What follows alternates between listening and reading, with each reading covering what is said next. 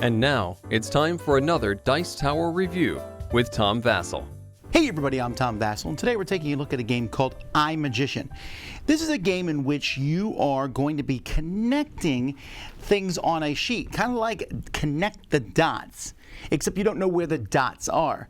Then once you connect them, you'll see the picture. Well, you know what the dots are, but they're written somewhere else. So imagine if these were all numbered, and I said connect 1 to 4, 4 to 17, 17 to 36. What is it? And you're like, oh, it's a square. Well, the pictures are slightly more complex than that, as you're doing it at a speed. This is a speed style game. Here's how it plays.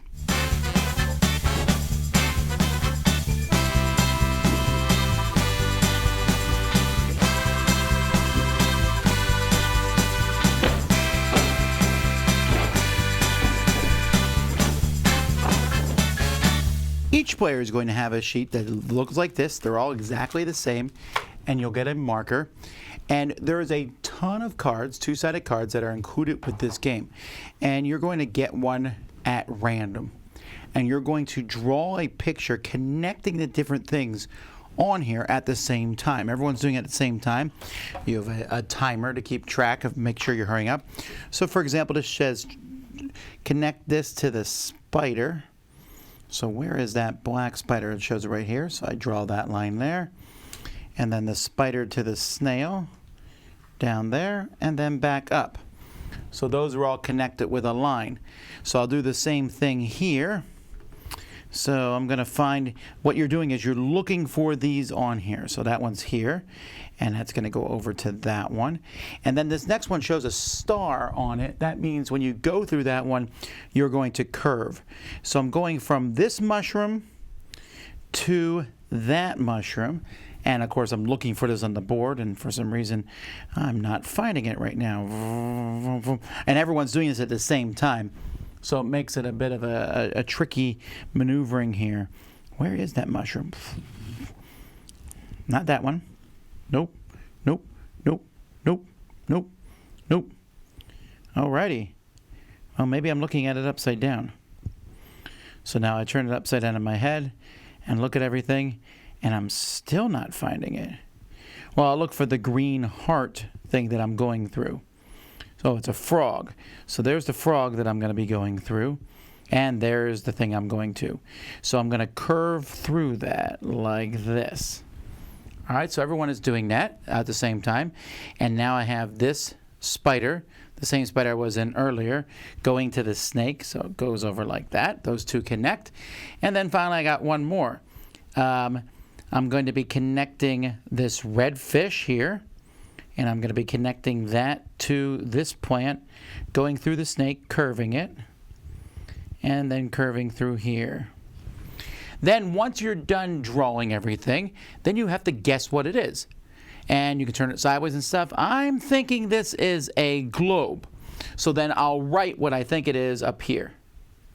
And of course, everyone's doing this simultaneously as fast as they possibly can. Then you're going to look at the number here in the corner, and so this happens to be number 25, and there's an answer list here, and I would look at number 25, and lo and behold, this is a globe. I got it. And you get points for being the first one done and for finishing them. And there's lots of cards in here. They're actually split by numbers. Some are easier than not. Sometimes it will show just one symbol by itself, like that pumpkin. When that happens, you just circle it. So that might help with the picture, but it's going to either be a straight line unless it shows a star, in which case you are curving through one to the other. And that's how the game is played. Component-wise, you have the colored side, and you also have a black and white side if you want to use that. The cards, there's a ton of cards in here, and I think there's 184 different things. So you have a lot of game that you can play in here. And even if you've done a card before, you can probably do it again, and you would maybe halfway through, maybe you would recognize it. Oh yeah, that was the globe, or whatever it might be. So you can run out of things in that regard. They split them from hard to easy, but honestly, they're not too hard to do. I mean, it's just finding the things. You saw I had trouble finding that one thing. I finally found it. There are the occasional times where I've drawn the picture and I'm like, what is that? But we've learned that if you turn them sideways a lot of times, it helps you figure it out pretty quickly. The markers and the timer are fine. I had to print out an English version of the rules, and it has all these answers here, really small, and seeing them doesn't spoil it, I think, for future ones, because there's so many on here. So you just play these, you do different challenges, and after 8 of these spells, whoever has the most stars here will win the game. This is a one-note game, but it's a one-note game that really, really caught my family's attention. When I played this with my family, we played it, and I was like, oh, that's pretty interesting. And my kids are like, let's do it again. Let's do it again. Let's do it again. And then to the point where it almost wasn't even a game. By that, I mean, people were doing it, and they didn't care if someone else beat them or not. They just wanted to connect and be like, what? That's a globe. That's neat. That was the fun, because you were just connecting the stuff, and you could do that. You could throw the timer away and just play it. You could give it to a kid as a solitaire exercise, and they could do it. It's also a fun game. Just because someone's faster at finding the shapes, sometimes they don't draw their lines very straight or what have you, and they might look at it and not figure it out, or they might just guess the wrong thing at the top. But like I said, it's a one-note thing. You look at this, if you said, it doesn't look interesting to me, well, then it's not going to be interesting. You know, it's not one of those games I'm like, you got to try it to play it. No, you got to watch my thing, and then you'll know if you like it or not. But I did have fun with it. I enjoyed essentially having this blank slate and then writing on it and looking and going, oh, yeah, that's what that picture was. So it's a unique, interesting game. I haven't played anything else really like it.